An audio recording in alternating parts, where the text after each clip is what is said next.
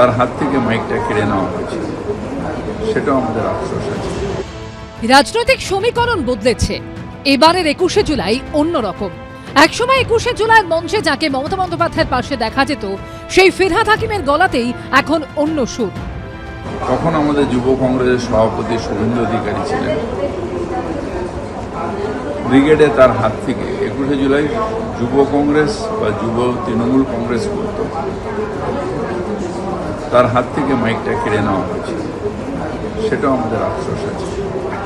যেভাবে 21শে জুলাই শহীদ তর্পণ থেকে সেলিব্রেশনের পরিণত হয়েছে, সেটা নিশ্চিতভাবে আমাদের মনের ভেতরে আপত্তি ছিল। হ্যাঁ, সাহস পাইনি, প্রতিবাদ করতে পারিনি। যিনি বলতেন যে মমতা বন্দ্যোপাধ্যায়ের ছবিটা সরিয়ে দিলে সামনে কোনো জনগণ থাকবে না, আমি শুধু মাইকে বলবো সামনেটা শূন্য হয়ে যাবে, আজকে তিনি এই ধরনের কথা বলছেন। বিরোধী দল যখন সরকারি দলেরকে খুশি করার জন্য তাদেরকে খোসামত করে, তার মানে বোঝা যাচ্ছে এটা নকল বিজেপি, নকল বিরোধী, এরা বিরোধী নয়। সোমবার বিধানসভায় মন্ত্রীদের একটি গুরুত্বপূর্ণ নির্দেশ দেন মুখ্যমন্ত্রী শুভেন্দু অধিকারী। বিধানসভায় বিধায়করা এলাকার কোনো সমস্যার বিষয়ে জানালে 7 দিনের মধ্যে তার জবাব দিতে হবে মন্ত্রীদের। মাননীয় মন্ত্রীদেরকে আমি আপনাদের সকলের সামনে উল্লেখ করবে, মন্ত্রীরা যে বিষয়গুলো, বিধায়করা যে বিষয়গুলো উল্লেখ করেছেন তার উত্তর আপনাদেরকে দিতে হবে। আপনি পাওয়ার 7 দিনের মধ্যে নিজে সই করে উত্তর দেবেন এবং যেটা করা সম্ভব করতে হবে, যেটা করতে পারছেন না, কেন করতে পারছেন না জানাবেন, আর যদি সময় দরকার হয় সময়ও চেয়ে নেবেন। এরপরে শুভেন্দু অধিকারীর উচ্ছ্বসিত প্রশংসা করেন ফিরহাদ হাকিম।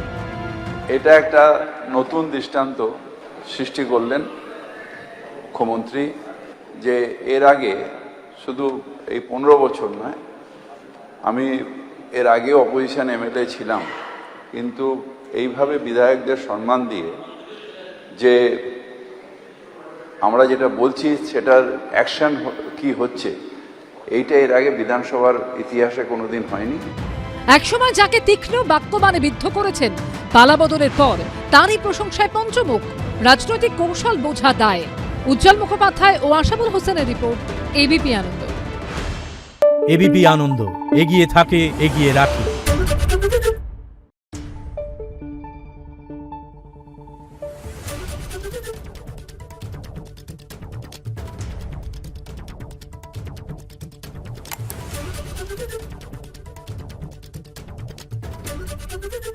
আরে চাটা দে ভাই, আমার একটা চা দেন। কি হলো আমারটা?